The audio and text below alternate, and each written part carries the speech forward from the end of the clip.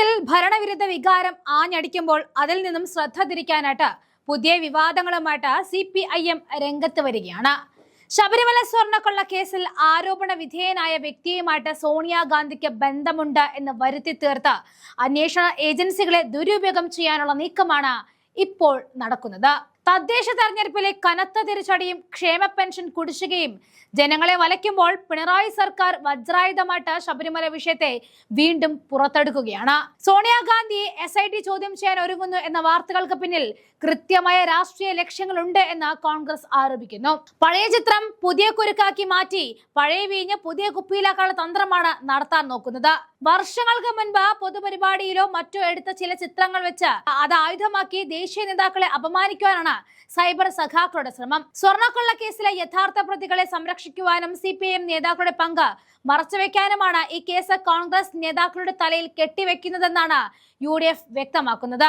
അതേസമയം പ്രതിയായ ഉണ്ണികൃഷ്ണൻ പോറ്റിക്ക് തനിക്ക് പരിചയപ്പെടുത്തിയത് മുഖ്യമന്ത്രി പിണറായി വിജയനാണെന്നും അടൂർ പ്രകാശ് MP വെളിപ്പെടുത്തൽ സർക്കാരിനെ വെട്ടിലാക്കുകയായിരുന്നു. സോണിയാഗാന്ധിയും ഉണ്ണികൃഷ്ണൻ പോറ്റിയും തമ്മിലുള്ള ചില ചിത്രങ്ങൾ പങ്കുവെച്ചാണ് സഖാക്കൾ ഇപ്പോൾ നിറഞ്ഞാടുന്നത്.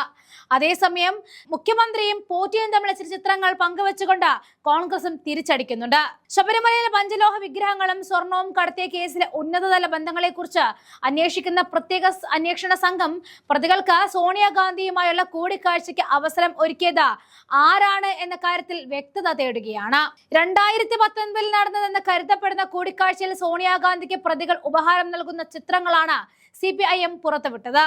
പത്തനംതിട്ട MP ആന്റോ ആന്റണി, ആറ്റിങ്ങൽ MP അടൂർ പ്രകാശ് എന്നിവർ ചിത്രത്തിൽ ഉള്ളതുകൊണ്ട് തന്നെ അവരെയും SIT ചോദ്യം ചെയ്യുവാൻ സാധ്യതയുണ്ട് എന്നാണ് സൂചനകൾ. സുരക്ഷാ ക്രമീകരണങ്ങളോടുള്ള സോണിയാഗാന്ധിയുടെ വസതിയിൽ പ്രതികൾക്ക് എങ്ങനെ പ്രവേശനം ലഭിച്ചു എന്നതിൽ വ്യക്തത വരുത്തുവാൻ അന്വേഷണ സംഘം നിയമപരമായ നീക്കങ്ങൾ ആലോചിക്കുന്നുണ്ട്. ഈ വിഷയത്തിൽ മുഖ്യമന്ത്രി പിണറായി വിജയൻ ഉന്നയിച്ച ചോദ്യങ്ങൾ കോൺഗ്രസിനെ പ്രതിരോധത്തിലാക്കുകയാണ്. മുതിർന്ന നേതാക്കൾക്ക് പോലും ലഭിക്കാത്ത സോണിയാഗാന്ധിയുടെ അപ്പോയിന്റ്മെന്റ് ഈ സ്വർണ്ണക്കൊള്ള കേസ് പ്രതിക്ക് എങ്ങനെ ലഭിച്ചു എന്ന മുഖ്യമന്ത്രിയുടെ ചോദ്യം കോൺഗ്രസ് നേരെ ആഞ്ഞടിച്ചിരുന്നു. ഇത് കേവലം ഒരു സൗഹൃദ സന്ദർശനമല്ല എന്നും കൃത്യമായ ഗൂഢാലോചനയാണ് ഇതിന് പിന്നിലെന്നും CPIMന്റെ ആരോപണമുണ്ട്. ശബരിമലയിലെ സ്വർണ്ണ പഞ്ചലോഹ വിഗ്രഹങ്ങളും കടത്തിയതിന് പിന്നിൽ യഥാർത്ഥ സ്രാവുകളെ പിടികൂടാൻ SITക്ക് കഴിയുന്നില്ല. പകരം ഡൽഹിയിൽ ഇരിക്കുന്ന നേതാക്കൾക്കെതിരെ അന്വേഷണം പ്രഖ്യാപിച്ച വാർത്തകളിൽ നിറഞ്ഞു നിൽക്കുവാനാണ് സർക്കാർ ശ്രമിക്കുന്നത്. മുഖ്യമന്ത്രിക്ക് നേരെ വിരൽ ചൂണ്ടുമ്പോൾ അത് മറയ്ക്കാൻ സോണിയാഗാന്ധിയുടെ പേര് ഉപയോഗിക്കുന്നത് തരം താഴ്ന്ന രാഷ്ട്രീയം തന്നെയാണ്. പോറ്റിയുമായി മുഖ്യമന്ത്രിക്കുള്ള ബന്ധമാണ് ആദ്യം അന്വേഷിക്കേണ്ടത്.